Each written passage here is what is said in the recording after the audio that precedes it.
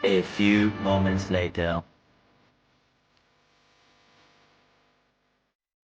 তখন প্রতিবাদ জানাই, কিন্তু তারপরে কোনো রকম যা যা লিখছে বা নয়নমণি যা বলেছে, নয়নমণি তো প্রত্যক্ষদর্শী, উনি তো সারা দিন সকালের দিকে যতক্ষণ বাড়িতে থাকতো ততক্ষণ তো অনেক কিছুই দেখেছে, তো ওর কাছে তো তার প্রমাণও আছে। আমার সঙ্গে যা যা হয়েছে সেগুলো তো আমি মিথ্যে বলতে পারি না, কারণ আমি খাদিনামোর পার্টি অফিসের সামনেই বিধায়ক আমাকে বলেছে মেরে ঠ্যাং ভেঙে দেবো, এখান থেকে বেরিয়ে যাও, বেশি বাড়াবাড়ি করো না। আমি একটা মহিলা কমিটিতে রয়েছি, জেলা কমিটিতে, আমি মহিলা হয়ে যদি আমাকে এরকম কথা বলেন উনি প্রকাশ্যে সবার সামনে, তাহলে বাকি মহিলাদেরকে বলবে না, এটা তো কোনো মানেই হয় না বলার। বিভিন্ন সময় ভিডিও কলিং করতেন রাত্রের দিকে, বিশেষ করে আপনাকেও করে খুব প্রস্তাব, হ্যাঁ, আমাকে নিয়ে উনি এমএলএ হোস্টেল যাবেন এই কথাও বলেছেন, এগুলো কোনো মিথ্যে কথা নয়। তো এগুলো আপনারা আগে বলেননি কেন? আগে বলিনি, আগে তো মিডিয়া আমাদের সামনে আসেনি। না, আপনাদের মনে হয়নি যে এটা প্রতিবাদ হওয়া দরকার? হ্যাঁ দরকার, কিন্তু প্রপার ওয়েতে কিভাবে যাব সেটা আমরা বুঝতে পারিনি তখন। না, আপনারা তো তখন বিধায়কের সঙ্গেই থাকতেন। হ্যাঁ, দলের কোনো রকম কোনো ভাবমূর্তি নষ্ট হোক সেটা আমরা কখনোই চাইনি।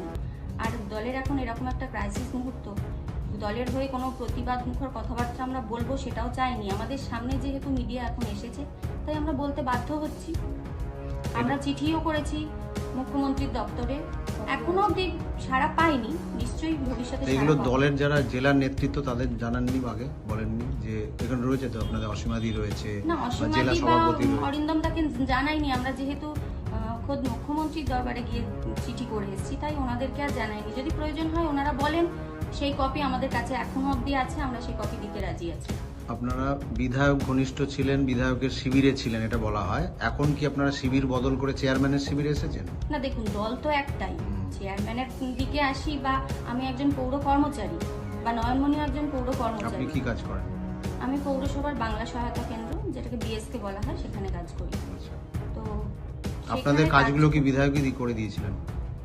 বিধায়ক করিয়ে দিয়েছিলেন, মানে সেই সময় দল খেটে করেছি আমরা, তো আমরা দলের বিধানসভা জিনিস ভোটের সবই সময় করেছি। প্রচুর খেটেছি, তো সেই ইয়েতে সম্মান রাখতে না, ওরা হয়তো দাবি করছে যে এই কাজগুলো, আপনাদের যে কাজগুলো হ্যাঁ, সেগুলো ওরা তো নাকি বিভিন্ন ভাবে বিধায়ক- বিভিন্ন রকম বলেই থাকছে। ওরা বলছে বিধায়ক চাকরি দিয়েছে, বিধায়ক পদ দিয়েছে, এইসব দেওয়ার পরেও আমরা তার বিরুদ্ধে কথা বলছি, প্রতিবাদী হয়েছি। হ্যাঁ, প্রতিবাদী তো হতেই হবে, আমরা তো মহিলা, আমাদের দল করতে এসেছি বলে আমরা তো মান সম্মান খোয়াতে আসিনি।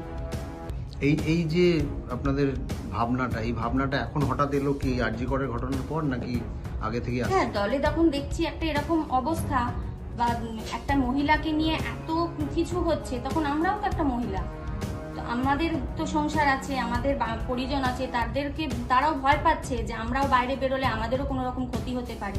আপনারাও তৃণমূল করেন, যারা হ্যাঁ এখন নিশ্চয়ই, যারা আমরা আজকে দলের বলছে- কোনো রকম ভাবমূর্তি নষ্ট হোক আজকে বলছে কখনো যারা, চাই না। তারাও ওই জয়িতা, ওরা যেটা বললো ওকে বারবার একটা জিনিস বলছে যে নয়নমণি ওখানে পরিচারিকার কাজ করতো, বিধায়কের বাড়িতে কাজের লোক হিসেবে ছিল, তার জন্য সে পয়সা পেত।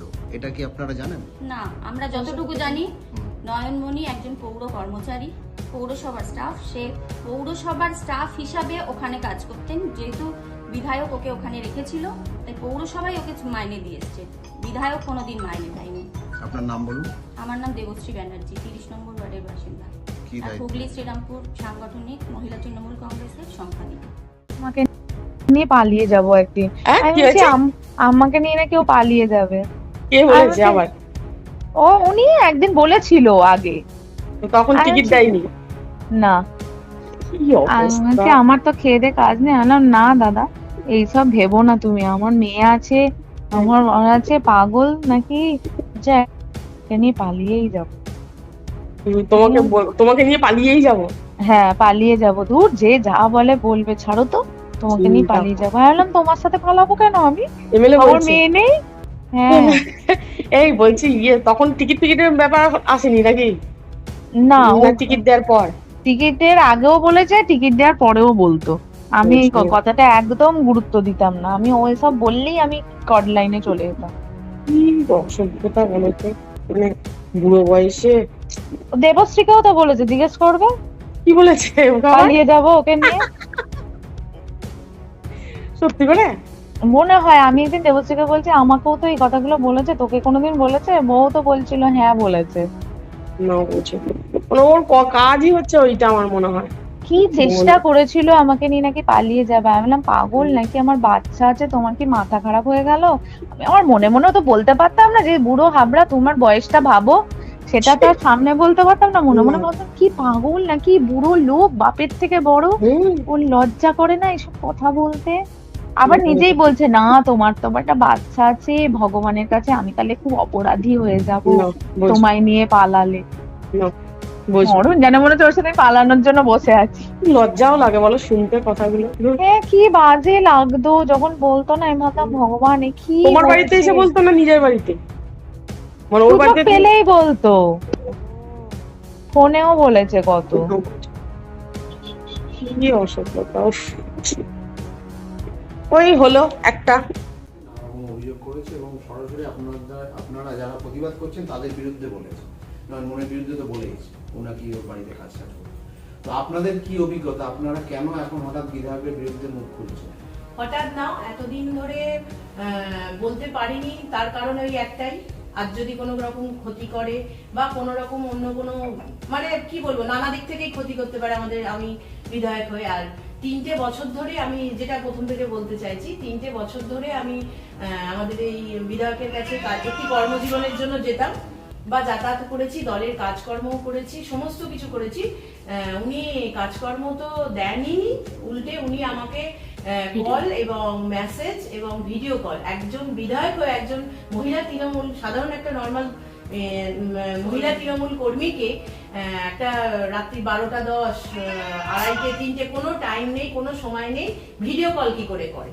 একটা কোনো প্রয়োজন হলে আমাদের তৃণমূল মহিলা কর্মীকে একটা কল করতে পারে, বা কিন্তু বারবার কেন কল করবে বা ভিডিও কল করে উত্তপ্ত করা?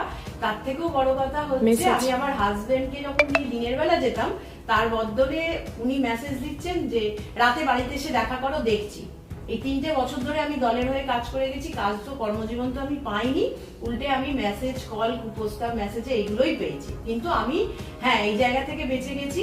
আজ আমি ওই দেবশ্রী ও বলার পর থেকে আমি বললাম যে না, আমি আর রাতে তো দেখা বললো না, যে রিয়ালিটি তুমি রাতে কোনোদিনই দেখা করতে যাবে না, কারণ ওর অভিজ্ঞতা তো আছে, শুনিয়েছি, জানি, প্রকাশ করতে পারিনি, কারণ আমি যে পরিবারের মধ্যে আছি, কিছু আমার মেয়ের বা হাজবেন্ডের কিছু ক্ষতি করলে সেটা আমি কি করে সামাল দেবো?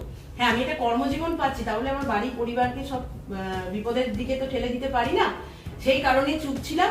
আজ আমি আমার পাশে সবাইকে, এই সমস্ত দলের মহিলাদের পেয়েছি, আছে আরো এরম দাদা আছে প্রচুর, যারা ভয়ে বা নানান কারণে, অনেক কিছু কারণ আমার জানা নেই, তারা এই মুখ চুপ করে আছে, মানে প্রতিবাদ করতে পারছে না। হয়তো আমাদের দেখে বা আরো কিছু যদি মহিলারা আছে তাদের দেখে তারা যদি ভয় কাটিয়ে আসতে পারে, কিন্তু আসবে। প্রচুর মহিলা আছে এরম যারা চুপ করে আছে, তারা কাউন্সিলরও হতে পারে, তারা মহিলা এমনি কর্মীও হতে পারে, অনেকে, কিন্তু বলতে পারছে। আপনাদের কি মানে এটা বিশ্বাস ছিল বা ধারণা ছিল যে বিধায়ক চাকরির ব্যবস্থা করে দিতে পারবেন, সেই কারণেই উনি না চাকরির ব্যবস্থা করবেন? মানে আমার চোখের সামনে যাদের যাদের দেখেছি, কিছু লোকের তো করেছে, কিন্তু তারা কিভাবে পেয়েছে সেটা আমার অজানা, কিন্তু আমি জানতাম কিভাবে পেতো সেই পথটা।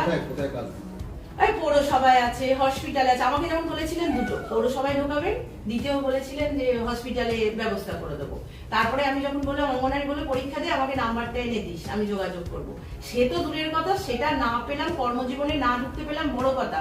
সে তার থেকেও উনি কেন আমাকে ভিডিও কল প্রস্তাব দেবেন, তার থেকে মেসেজে প্রস্তাব, মানে মেসেজের আমার কাছে কল সমস্ত সব আছে ওর কাছে, মেসেজে আমাকে বলছে তুই রাতে দেখা কর, আমি দেখছি। বা আমি 3 নম্বর নয়, কত নম্বর বলবো এখন এই মুহূর্তে মনে করছে না, আমি এই ওয়ার্ডে এই কাউন্সিলরের সাথে কথা বলছি, তুই এখানেই আয় না, এসে দেখা কর, বা রাতে তুই বাড়িতে আস। কিন্তু আমি যতদিন গেছি, আমি আমার হাজবেন্ডকে নিয়ে দিনের বেলায় দেখা করতাম, কোনোদিনই কথা হয়নি। তখন তো নয়নমণি থাকতোই, দেখা করতাম, জাস্ট বলতাম, খালি বলতো আচ্ছা। আর ফোনে যখন বলতাম দাদা কি ব্যবস্থা করলে, আমার এখন এই প্রচুর চাপ আছে, এখন না, এই ব্যাপার। কিন্তু তাহলে তিনি ভিডিও কল করেন কি করে একটা মহিলা কর্মীকে? সাধারণ হ্যাঁ কোনো আমার সাথে কি দরকার থাকতে পারে, দলের কোনো কাজ হতে পারে, সেটা ভিডিও কল করার কি আছে? কল করেই তো বলা যেত। এমনকি ভিডিও কলের লিস্টগুলো আমি রিসিভ করিনি, সেই মিসড কলগুলোরও লিস্ট আছে আমার কাছে, কিন্তু তখন ভাবিনি, অর্ধেক আমি ডিলিট করে দিয়েছি। তখন আমার মানে মাথাতেই আসেনি যে না, কিন্তু যখন আমি শুনছি বা জানি, অনেক কিছুই জানি, অনেক মহিলাদের তারা বলতে পারছে না, বা তারা কি সুযোগ সুবিধা নিয়েছে বা নিয়ে যাচ্ছে, তারা ওইগুলোই চায়। এই জিনিসগুলো দাদা কাউন্সিলর পর্যন্ত পিয়ালি পোদ্দার, 23 নম্বর ওয়ার্ড, কাউন্সিলরের নাম দীপেন্দ্র অধিকারী।